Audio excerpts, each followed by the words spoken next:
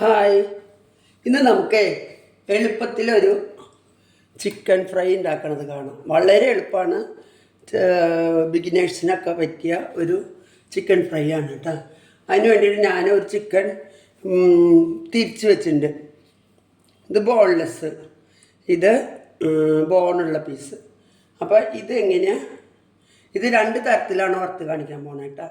അതാണ് കാണിക്കുന്നത്.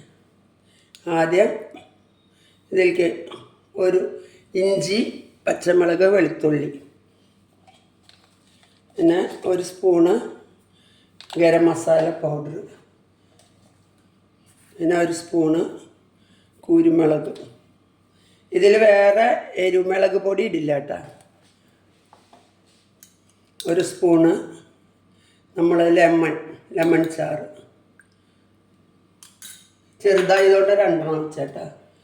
പിന്നെ കോൺഫ്ലവർ, മഞ്ഞൾപ്പൊടി, മുളക് പൊടി ഒന്നും ഇടില്ല കേട്ടോ. ഇത് നല്ല മിക്സാക്കണം. അപ്പോൾ ഇത് ഇവിടെ മിക്സാക്കിയിട്ടുണ്ട് കേട്ടോ. അത് നമുക്ക് എടുത്തു വയ്ക്കാം കുറച്ച് നേരം, എന്നിട്ട് കുറച്ച് കഴിഞ്ഞ് വറക്കാം കേട്ടോ. ഇപ്പോൾ ഇതെടുക്കാം. ഇതിൽ മഞ്ഞൾപ്പൊടി, കുറച്ച് ഉപ്പ്, കുറച്ച് മുളക് പൊടി, കുറച്ച് അധികം തന്നെ ഇടാം. എന്താ വെച്ചാൽ നല്ല കളറും കിട്ടും. പിന്നെ കോൺഫ്ലവർ ഇടുമ്പോൾ എരിവ് തോന്നില്ല. നല്ല 2 സ്പൂണ് ഇഞ്ചി, ഗാർലിക്, പച്ചമുളക് എല്ലാം കൂടി അരച്ചത്. ഇത് അരയ്ക്കാൻ നല്ല ടിപ്സ് പറഞ്ഞു തരാം. നല്ല നൈസ് അരയണതിന് ഉപ്പ് കുറച്ചിട്ട് അരച്ചാൽ മതി. അപ്പോൾ പെട്ടെന്ന് അരഞ്ഞ് കിട്ടും.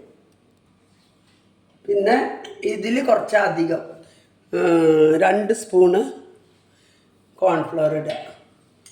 പിന്നെ ഈ ലെമൺ ചാറ് നമുക്കിത് ആവശ്യമില്ല, ഒഴിക്കുക. പിന്നെ ഗരം മസാല. ഇതിൽ കുരുമുളക് ഇടില്ല, അതിന് പകരമാണ് നമ്മൾ ഇതിട്ടിരിക്കുന്നത്. ഇത് നല്ല മിക്സ് ചെയ്യാം. ആദ്യം നമുക്ക് ഇതായിട്ടുണ്ട്. ഇത് വൈറ്റ് വറുക്കട്ടാ, മുളക് പൊടി ചേർക്കാത്തത്. ഇത് നമുക്ക് വെറുതെ കാപ്പിക്കുക, സ്നാക്സായിട്ടൊക്കെ കഴിക്കാൻ പറ്റൂട്ടാ. നല്ല ടേസ്റ്റ് ഉണ്ടാവും. പലഹാരം മാതിരി കഴിക്കാൻ പറ്റും. നമുക്ക് ആവശ്യമുള്ളത് വറുത്താൽ മതി കേട്ടോ. ബാക്കി നമുക്ക് ഇത് മൂടി എടുത്ത് വെച്ചാൽ ആവശ്യമുള്ള നേരത്ത് ഉണ്ടാക്കാം.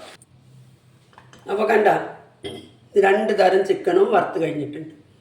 വളരെ എളുപ്പത്തിൽ, അത്രയും വേഗത്തിൽ ഉണ്ടാക്കി.